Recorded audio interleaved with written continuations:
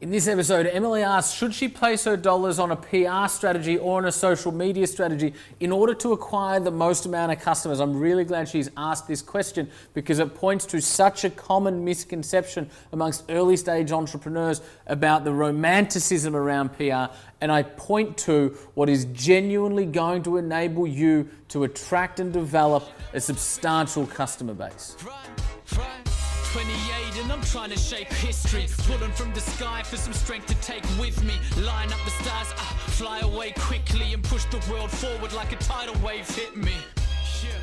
I ride the wave swiftly, I fear no man, check my titles mate quickly, came from the sky with the light of day in me. Hello everybody and welcome back to this episode of AskJackD. We are pumped to be coming at you again. I don't like coming at you. I also don't understand welcome back because where have they been? Oh, welcome back is in like, okay, I get it now. I do that a lot. I just answer my own questions once I've said it out loud. That's where we're starting, by the way. We're just going to cut in when Rosie just said that. Welcome back, because you've watched a previous episode and now you're watching this episode. So you were here, then you weren't, now you're back. We're excited for this episode, guys. We're loving doing this stuff in North Sydney. Yeah. Do you miss Mossman? That's the question. Yes, I do. Same. Yeah, I do miss it. But we love it here. And we've got lots of good comments from you guys. So thank you for joining us. Rosie, today's question. Okay, so we've got a marketing question today from Emily Bitco from Facebook. Mm-hmm. She asks, Jack, do you think it's better to put money into a PR strategy or is it better to put money towards a social media strategy? Undoubtedly a social media strategy. What's her name? Her name's Emily. She has an online business and wants to increase sales. Yes, okay. Emily, this is such a good question and thank you so much for asking it, because with the growing sort of romanticism and publicity around entrepreneurship, there is a lot more media stuff going on, right? And it's genuinely great. I love that the media focus more on entrepreneurship.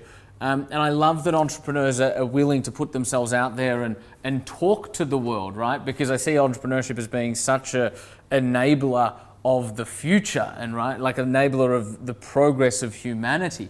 And so the more we talk about it, the more we shine a light on it, the better. However, it's really important to understand as an early stage entrepreneur, do media and do it well and do it really well and get your name out there and build your brand and all that sort of stuff. However, understand it's not going to build you a substantial customer base nearly as fast as you think it might, right? Media is healthy when done to build a little bit of brand in order to get a bit of credibility, in order to put yourself where opportunity can see you. It becomes unhealthy when we're pursuing it just from a place of ego because it can take up time. And particularly if you're successful in media type stuff and you do get a little bit of spotlight on you, it can become really time consuming. And you need to continually address, why am I doing this? Am I doing this because it's driving my business forward? Or am I doing this because it's serving some sort of a purpose? Or am I doing it because it feels good to have a light shined on me for a little bit, right? And it's important, and there might be an element of both and that's fine, but it's important to understand why you're doing stuff. The other thing is that as an early stage entrepreneur, you probably don't need to invest in PR all that much. Now, you might a little bit. However, if you've got a story to tell, like PR is all about being the exception to the rule.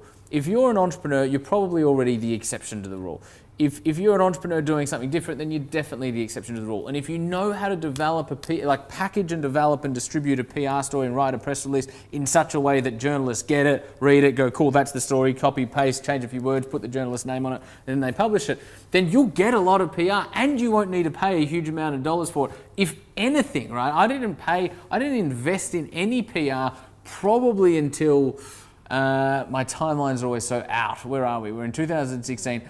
Probably until 2013, which is so the first 6 or 7 years of my career, I didn't invest anything in PR other than time and a bit of know-how.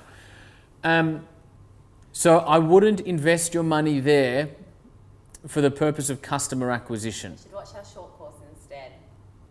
We've just done a short course on PR, which talks about everything I just outlined, how to package a story, how to understand what journalists look for, how to write a press release, how to get it in their hands, how to communicate with them afterwards to ensure that they actually run it, how to ensure that news agencies, be it TV shows, newspapers, websites, whatever, once they've run you once, continue to run you thereafter, how to build ongoing relationships. Watch that. That'll show you how to do it spending zero money, and how to build relationships with 6 or 8 great journalists in your space that they then call on you, which is the holy grail of PR, right? You want to be in a position where media is finding you and you're kind of doing it reactively because people are coming to you.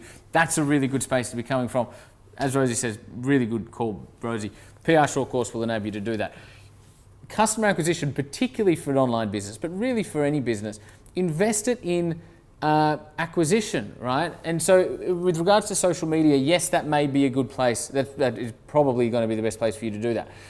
But social media isn't just posting and videos and content and all of that sort of stuff. It needs to be backed up by direct customer acquisition, meaning ads, right? And you want both working in parallel. You want a great content strategy. You want to be speaking to your audience. You want to be touching the hearts and minds of your audience. However, you also need ads following those who watch your content around, so that after they've watched a video or seen what you do in your online store or connected with your brand or whatever, the very next time they log onto Facebook, there's an ad saying you can come to this website and buy this, right? Or come to this website to download this. But you want to use Facebook or any social media platform as a platform and as a forum and an environment to build relationship. However, it's relationship with a purpose. It's relationship so that you can then target those people who know you, love you, trust you, with ads that are going to interest them and entice them to actually take action. That action might be come to your website and just opt in, right, to your mailing list for free.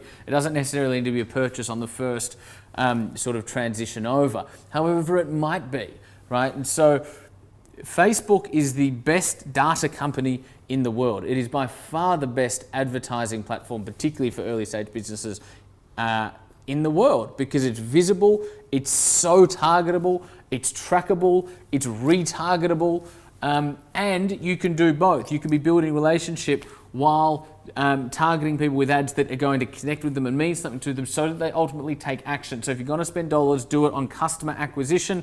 Get your PR sorted from a know-how perspective. Let that happen for free. Build your brand 10, 15% of the time. The other 85% of the time, find great customers.